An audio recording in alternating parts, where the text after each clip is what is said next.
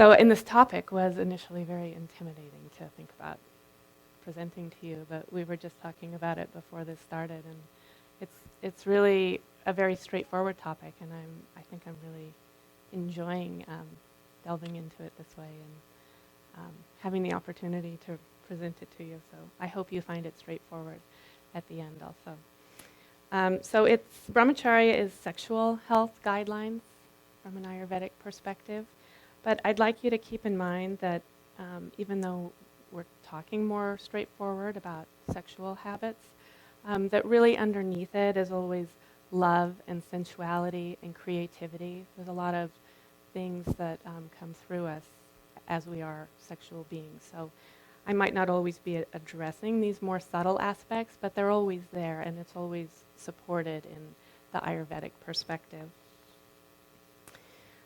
So first I'm going to talk about some terminology. If you're not familiar with Ayurvedic terms, these might sound very foreign to you.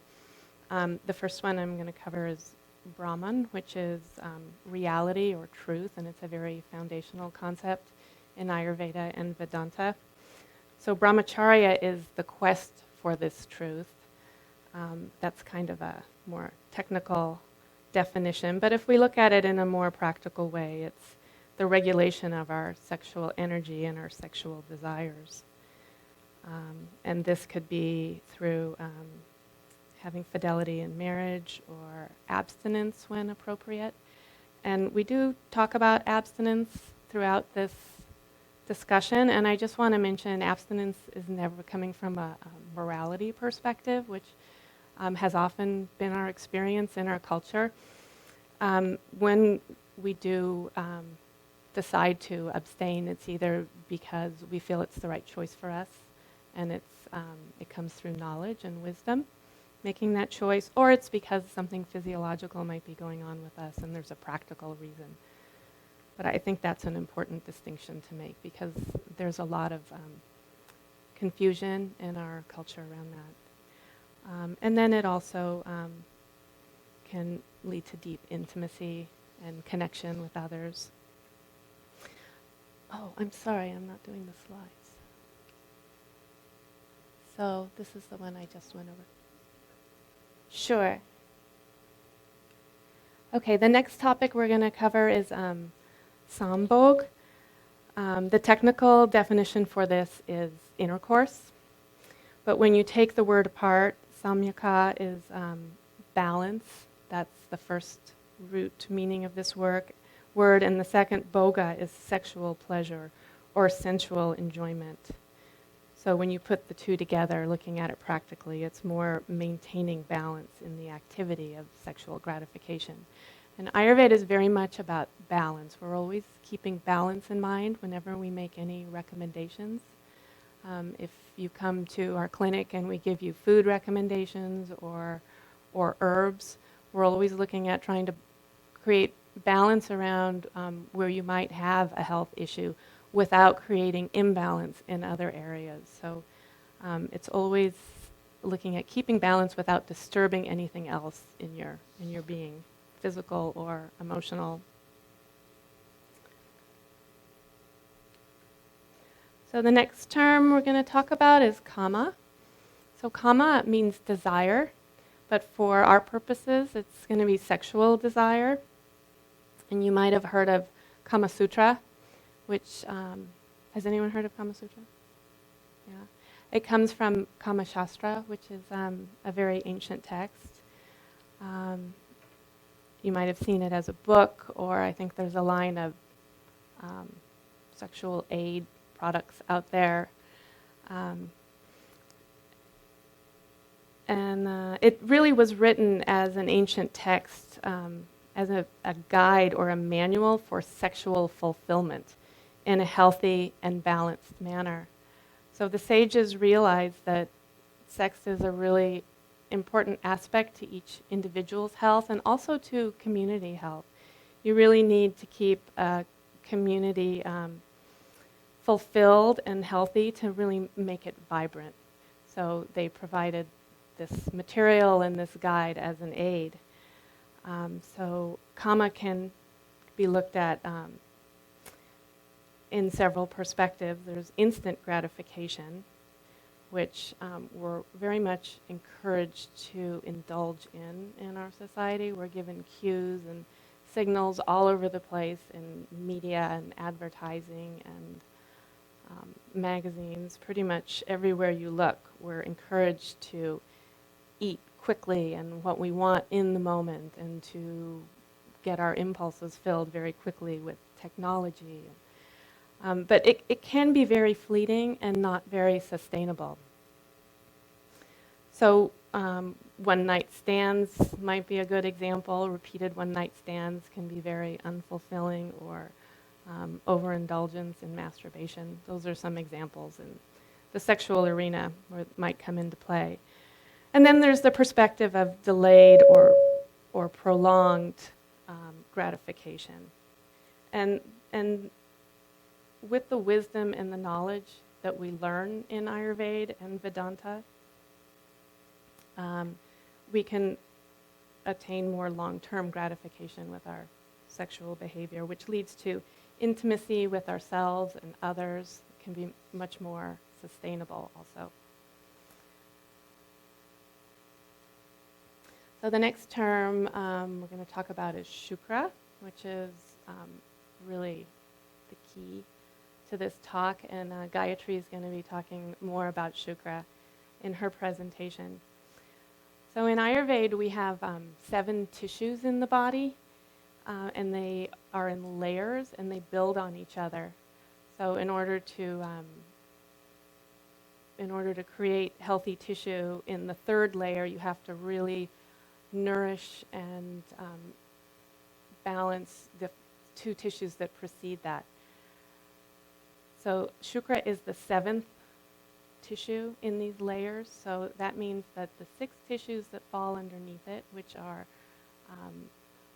your blood and your bones and your nerve tissue, really foundational tissues in the body, need to be really strong in order to support really good shukra tissue, shukra dhatu. So it's important to keep overall health in mind, and then you can specifically nourish this tissue in ways that Gayatri is going to present to you. So the more gross physiological of this tissue is our reproductive organs. So that would be the uterus and sperm and testes and anything having to do with procreation or sustaining the result of procreation, which would be a baby. So the breasts are included in this. And then there's more subtle aspects to shukra dhatu, which are also equally important. And good to keep in mind if you're not in procreation phase of your life. These are reasons why you want to keep your shukra dhatu really vital. So one of them is just reproduction of our cells. We have biological intelligence to recreate our cells. We replace our skin every few weeks. We replace the lining of our intestinal tract every few days. And that is owed to having good shukra dhatu, the ability of our cells to replicate themselves.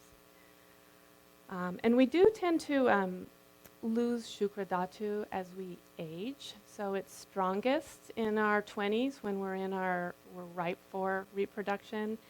And then as we age, we do tend to lose it. So it's important to keep it strong so that we can age with vitality.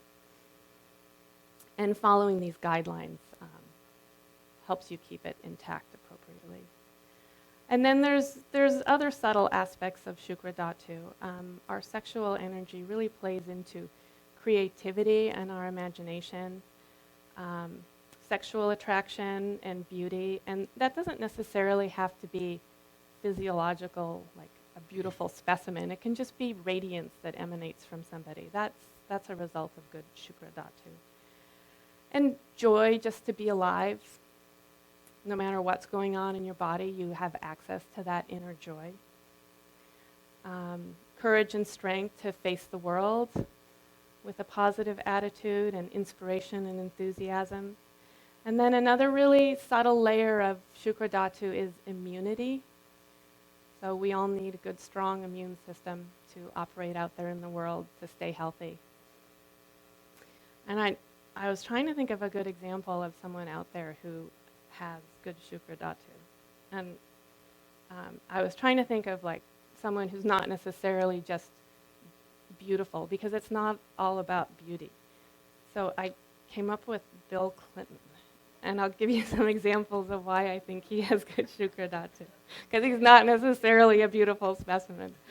And he does seem to be a very sexual specimen. But these are the reasons I thought he was particularly a good example. Because after he was president and he wrote a book, my mom was really, she wasn't that crazy about him as a president, but she just started really liking him.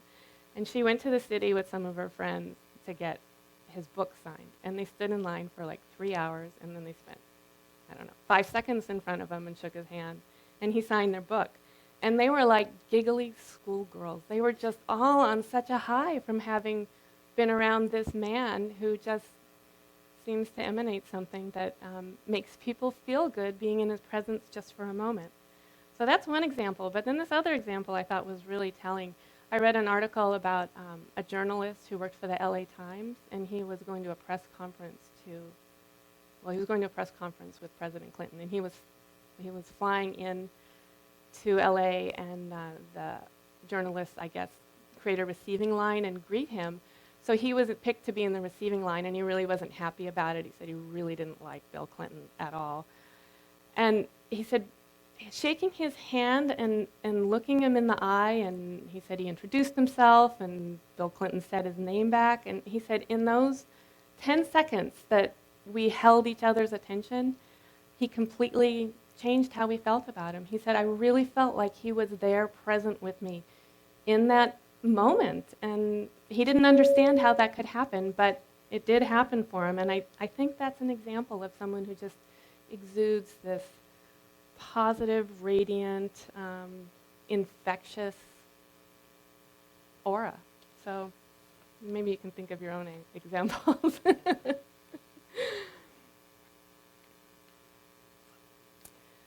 Okay, so Brahmacharya has some interesting aspects that seem to combine opposites. So sexual indulgence and mindful discipline aren't usually things we think about going together without some kind of veneer of morality, which we're trying to keep out of the picture here because it doesn't belong for our purposes. And really, what we're doing is we're balancing an external outward behavior with higher knowledge and wisdom that we acquire through Vedanta and Ayurveda, and then we apply it internally through mindful discipline. And what it does, it allows spirituality and sexuality to coexist and really complement and enhance each other. Spirituality can really help us appreciate the organic role of sexuality.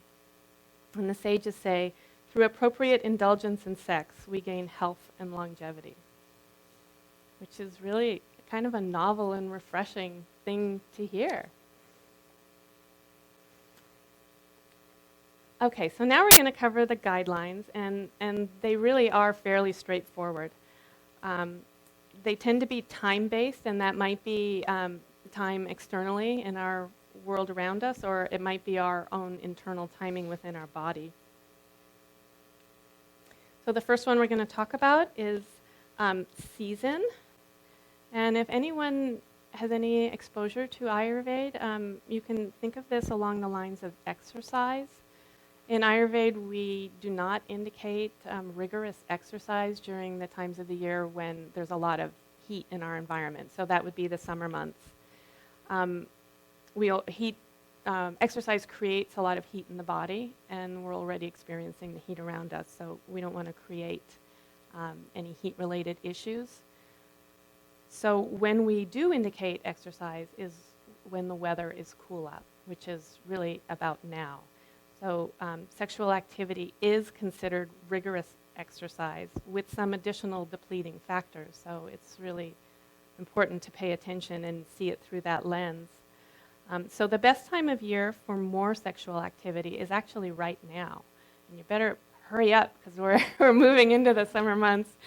And we're about to move into the spring season when we are going to recommend it starts to decrease. And then as it gets warmer, you indulge less frequently. And the same is true for the times of the day. We have times of the day that are for more kapha-related activities. So kapha is a time of the year, like winter, or a time of the day when the body is feeling a little bit more stable, and that's when we want to indulge in more activity.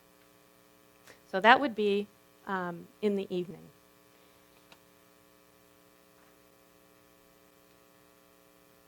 And then age, Ayurveda breaks up how we age into three general categories. The three doshas fall into kapha when we're in our growth stage of our life, when we're building stability in our body.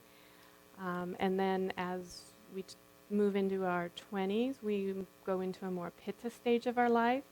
And that's when our intellect is more developed. We're better able to make good decisions, use our wisdom and intelligence. Our tissues are fully developed and they're ready to start using them for procreation and more activity. And we also have more energy and stamina for more activity. So this is the time in our life when we want to be more sexually active, and it's also the time in our life when we have more stamina to actually deal with the byproduct of this sexual activity, which would be having a baby and raising a child. And then when we turn around 50, we start moving into a more vata stage of life, and we just naturally want to decrease sexual activity then. And if we're really paying attention to our bodies and our energy and what's going on with where we want to put our energy, our desires around sex, if we really stay in touch with that for ourselves, then these rhythms shouldn't be difficult to follow. They should come rather naturally. The next one is women's cycle. So women need to honor their bodies, and there are times when they need to abstain from sexual activity. And these are fairly common sense if you pay attention to the fact that your body sometimes has other things to do. When you have your menses, it has other things it's looking to take care of. And when you're having a baby, there's a little period before and after when you need to honor your body and you need to honor the being you just brought into the world and use your energy to take care of those jobs. And then digestion. This is the last guideline. And like exercise, we don't want to engage in it when we have a full stomach. We want to honor our digestion and let it do its job. So we wait 2 hours after we've had a meal before we want to engage in strenuous activity. So if you combine this guideline with the timing of the day guideline, it also supports eating your meal, your evening meal, a little earlier in the evening, which Ayurveda supports, so that when you go to bed, you've had enough time to digest your food.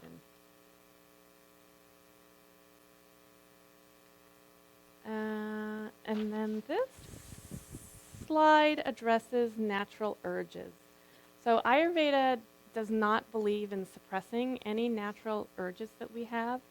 So that would be yawning, burping, sneezing, flatulence, and also the urge to release a strong sexual desire. So we believe that our body has these urges for a reason, and to suppress them creates imbalance in the body. So this is mostly for men. If you wake in the morning and you have a strong urge, go ahead and take care of it.